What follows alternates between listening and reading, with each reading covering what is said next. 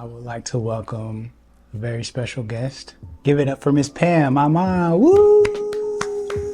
Pew, pew, pew, pew, pew. She said I had a smart mouth, and I asked too many questions, and I was talking back. I didn't even feel like I had any problems out of you because you was always quiet off to yourself. So did you know that I was gonna be a singer, songwriter, musician, pursuing Never entertainment? in a million years. So you don't remember me asking you for a karaoke machine every year? That's right, you sure did. Mm-hmm. Every year, a karaoke. I don't know why I asked for one every year, because I got one. I had one. Because you wanted the strobe lights and all that kind of. Looked like you moving while you were singing. Yeah. And then I used to record over your gospel tape. Oh my gosh, I remember that. Mm-hmm. Put the little paper in the top of the thing. Yeah, it used to make me mad. I know. My gospel of all things. Yeah. Yolanda Adams. Oh, so I didn't know about my Yolanda. Yeah, Yolanda had to go. Oh my gosh, but you like her now. She all right now. She cool, she good. We sang with her with Gladys. So always stick together. No matter what. No matter what happens between you guys, whether it's a fight or whatever. Always stick together. Always communicate with one another. Try to do for one another. When one is down, pick the other one up. I think we do that. Yeah, y'all do that. For the that. most part, yeah. Yeah. We look out y'all look out for each other. Mm-hmm. Check on each other more often than you have been. I'll work on that. Sometimes one person might not know what to say to the other person, but we can't always use that as an excuse. I mean, I do more calling y'all than y'all do me, but y'all say I'm supposed to because I'm the mother. But that should go both ways also. I would say check on each other. Even if it's nothing but once a week, maybe twice. We can't always assume that everybody's okay, because you don't never know what the person might be going through. I respect that. Do you feel like you chose the right partner? As far as your dad goes, I do. I met your dad. Okay, so let me give you my story Yeah, of please how do. I understand it.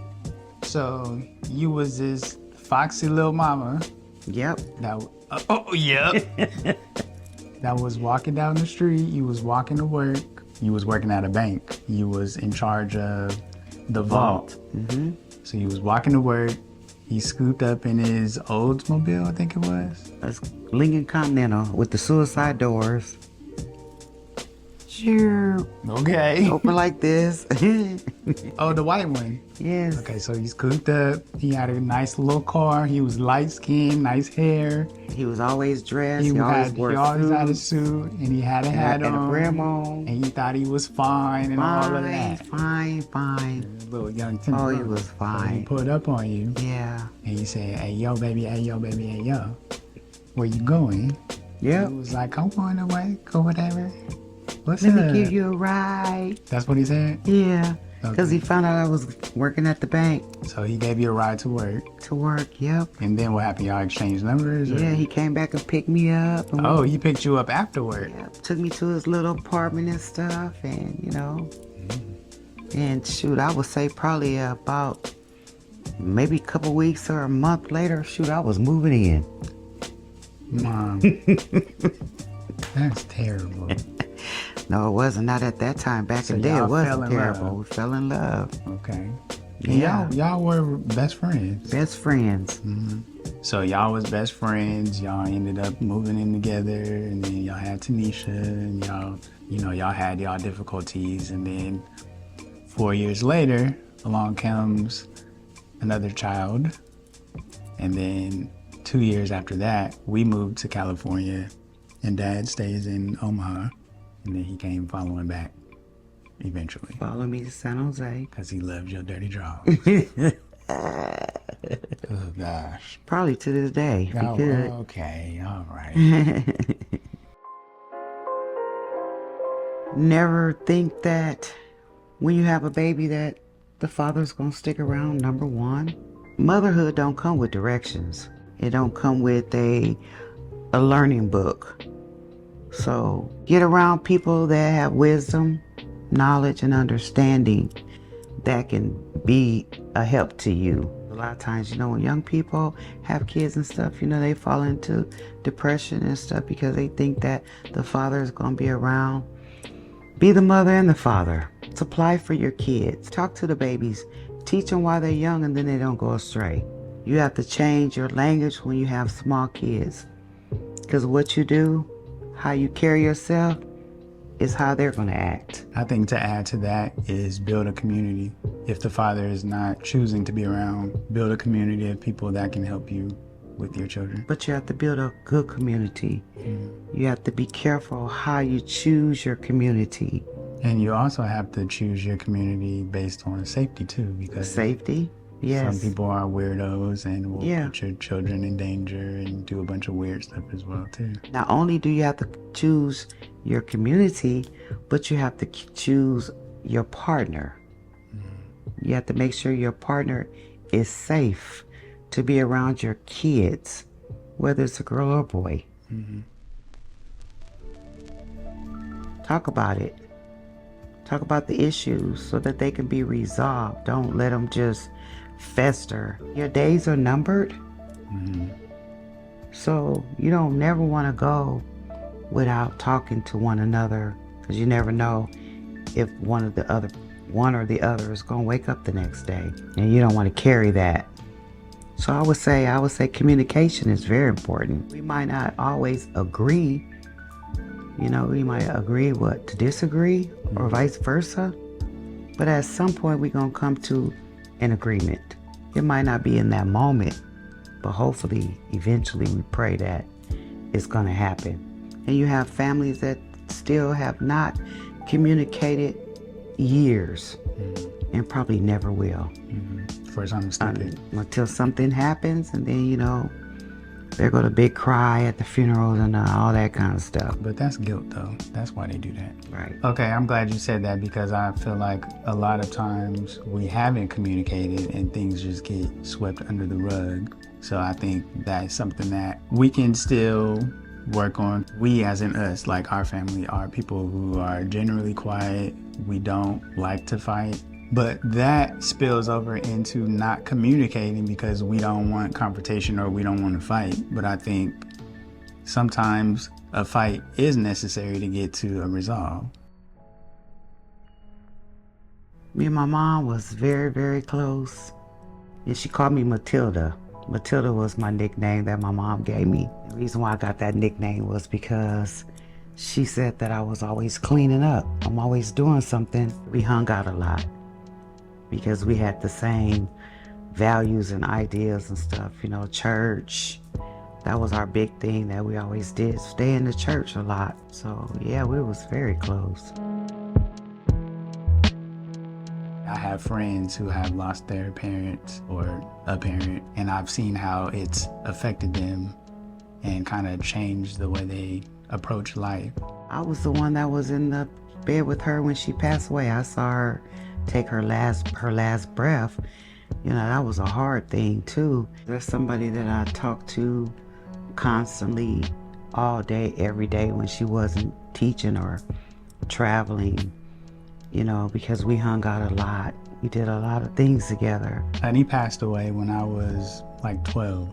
So I don't have a lot of vivid memories of her. I remember you sending me to her house in the summer to go to class with her because she used to teach. And I remember her playing me Anita Baker and Sade. She passed away from breast and lung cancer. And I remember going to her house a lot and taking care of her and bringing her juice and smoothies. If I could put myself in your shoes, I would be lost, losing you in my 30s. It's still hard right now because I can't pick up the phone and call her, for advice when I need somebody that I need to talk to, for certain things. So it's very hard. So you saying that pain or that feeling or that void never really goes away. You just learn to deal with it. Yeah, once you lose your mom, that's why I try to tell people you better be careful how you treat your mom, even your father, because once they're gone, they're gone. You only get one mom. That's the person that brought you here, And that's a person that really instills a lot of good values and stuff in you. It makes it easier when you have a mother that wasn't out there, that was, educated and stuff, that you could still carry some of the values that she instilled in you, and still have some of her same traits. I think it's important to point out that some people don't have that figure in their life. Some people are not in good relation with their mom, or they don't even talk to their mom, or, things happen, or they're adopted. So I think it's good to point out that this is from your perspective, from someone who had a good relationship with her mom, because some people don't. But, I feel like if you are in the position to build or continue the relationship with your mom, it is important to do that, because like she said, we never know how long we have with the people that we love, especially the person who carried us for 9 months. Get with somebody that is a reminder of your mom, or get around positive people. Somebody that you can talk to and confide with and give you good advice, keep you on the right track. You want to stay around good people. I mean, nobody can replace mom, but there are people that can make you feel like she's loved. Still present. Yeah, and that you're loved. Why did you do that? Out of Sky Blue, because I wanted people to know who you were. It could have been somebody in the barbershop that was an artist. That's why I always said, with the type of talent that you have, don't limit yourself. When you're out walking somewhere, sing. When you're in the mall, start singing. You'll never know who is around that's going to listen to you and want to sign you. Don't ever be afraid with the talent that you have to use it. Lose yourself. Lose yourself. Lose yourself and lose yourself. Yeah. I would just say to anybody that's watching, and to my kids, keep doing what you're doing in life, positive things, stay around positive people. Know what it is that you want to do. The sky has no limit to what you can do. So you can be what you want to be as long as you put your mind to it. Be a leader and not a follower. That's what I would say to anybody. Learn how to talk to people. I'm a people person, so I talk to anybody. And when you do that, you have an opportunity to learn what other people do. And that person can be a helpmate to you, and you could be a helpmate to that person when it comes to sharing ideas or just life experiences. Because some things that we go through might help the next person that you run into. So always talk to people. Never limit yourself to just one race. Talk to everybody. Because you need to learn the different cultures, and you need to learn what different people do. Mm-hmm. But I would say too, always have an older person, for wisdom. We don't want to overlook somebody because it's not part of our generation or our experience. The way you're going to learn is to always be open. Don't be closed-minded, but have an open mind. Well, that was JaVonté's Library. I hope you enjoyed it, and hope you enjoy getting to know my mom. I don't share her a lot with y'all because she's mine, but I wanted to share her because she's a very special person. Aww. And so full of life and personality. Hanging out with her this week has shown me how much personality she really has, because we don't get to hang out a lot and just do mom and son things, and that's what we did this week. So thank you, Mom. You're welcome, sir. By the way, I don't call him son or JaVonté, it's sir. She calls me sir. I don't know where you got that from. So the reason why I call him sir is out of respect, because I have a lot of respect for him, so I call him sir. I never knew that. Mm-hmm. Sir is a higher level. So you pretty much speaking that and putting that into the atmosphere of how I should walk and conduct myself and just be. Walk with your head up and be proud of who you are and what you're doing with your music, with your businesses, whatever they may be. So when you walk in the room, like I do, people have the utmost respect for you because they're going to address you like that, sir. Okay. And so that's how I get the respect when I walk into the church. People have the utmost respect for me. Like a queen. Like a queen. And there you have it. Stay tuned for the next episode of Pam's Library.